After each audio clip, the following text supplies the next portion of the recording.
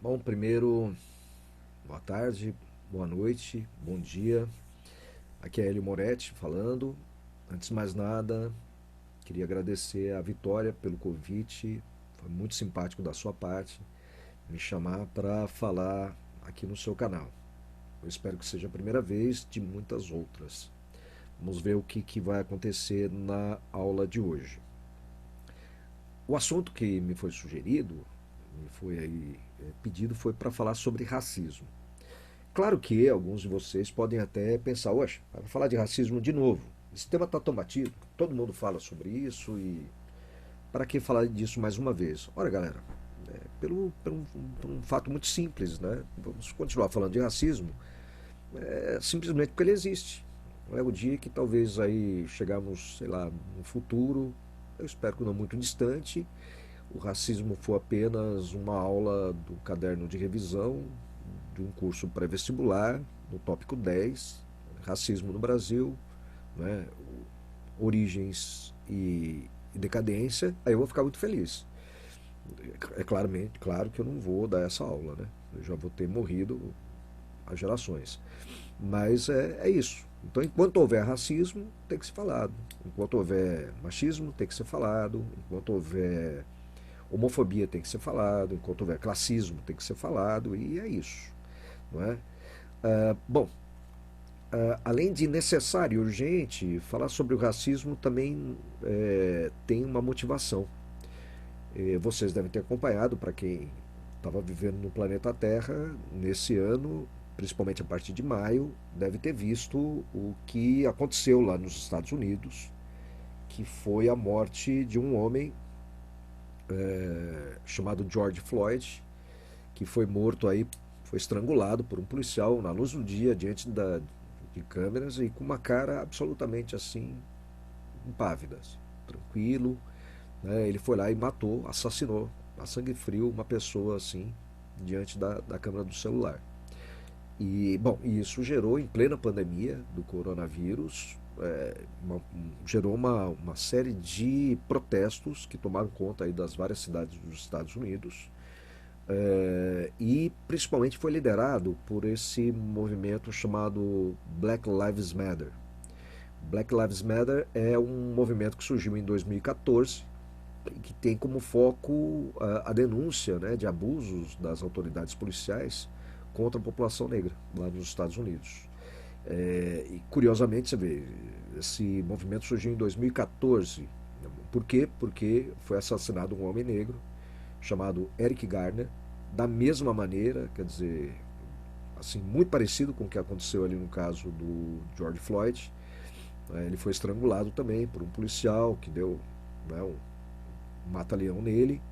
E a frase, assim, tristemente, né, similar a que o George Floyd teria dito agora em maio, Eric Garner também falou ali em 2014, eu não posso respirar. Enfim, não é? Foi dali então que surgiu esse movimento, claro, bastante criticado pela direita americana, bastante criticado pela direita brasileira. O Black Lives Matter mobilizou então em pleno surto, como eu falei para vocês, do coronavírus, uma quantidade muito grande de pessoas que foi para a rua protestar contra a truculência policial. Aí você vai dizer, bom, e o que é isso? Pra gente, isso é aquilo que nós chamaríamos então de racismo estrutural que acontece lá nos Estados Unidos, né? Que é aquela forma com a qual os policiais agem em relação à comunidade afrodescendente lá nos Estados Unidos, ela corresponde a um padrão que é o padrão, né, de como deve ser tratado o negro lá nos Estados Unidos, como deve ser tratado o afrodescendente lá nos Estados Unidos.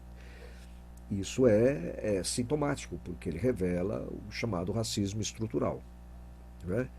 Que inclusive, apesar de vários negarem isso, aliás, né, vários estão negando várias coisas, dentre elas também essa negativa em relação aqui no Brasil da existência do tal racismo estrutural, que todos nós sabemos que sim, existe, né?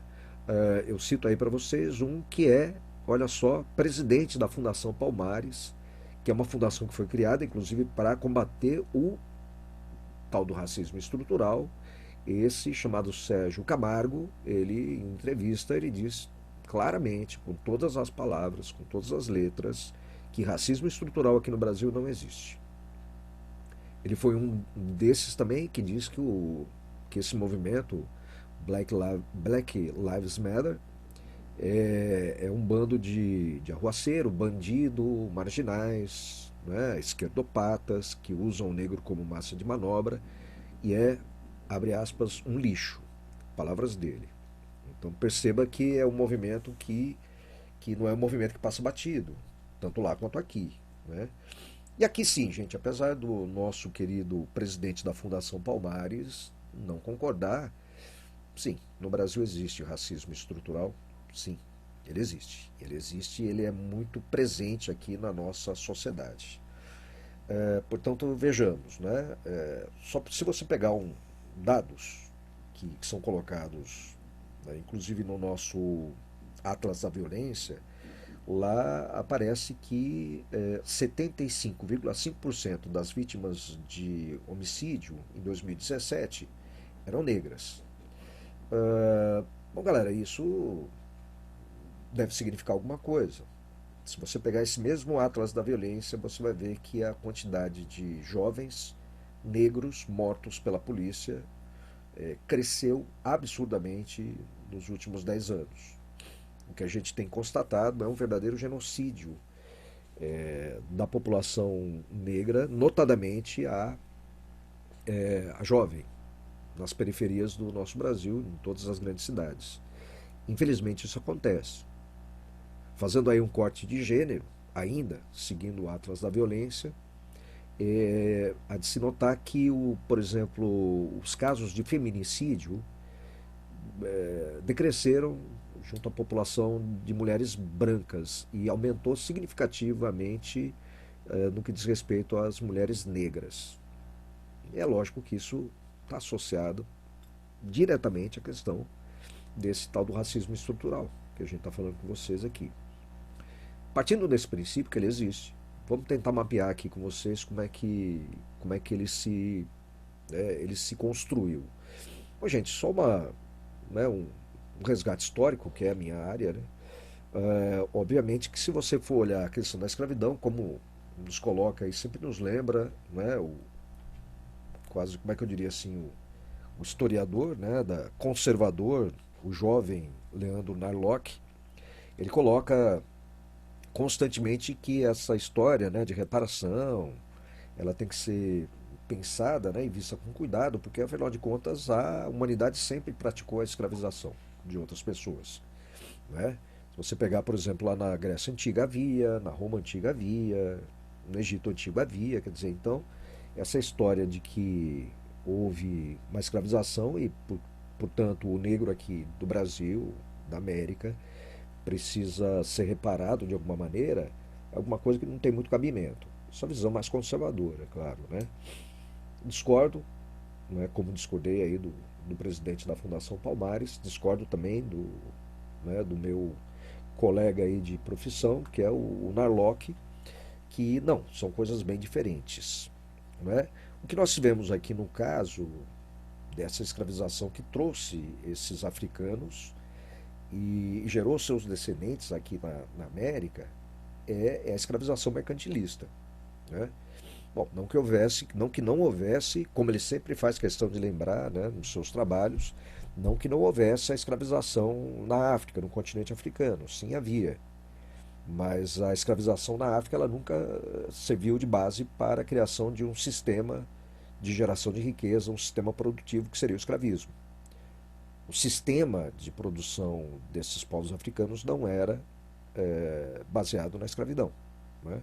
Diferente, como nós estamos argumentando aqui com vocês, diferente do que vai acontecer depois da chegada do europeu, a partir do século XV, na costa africana.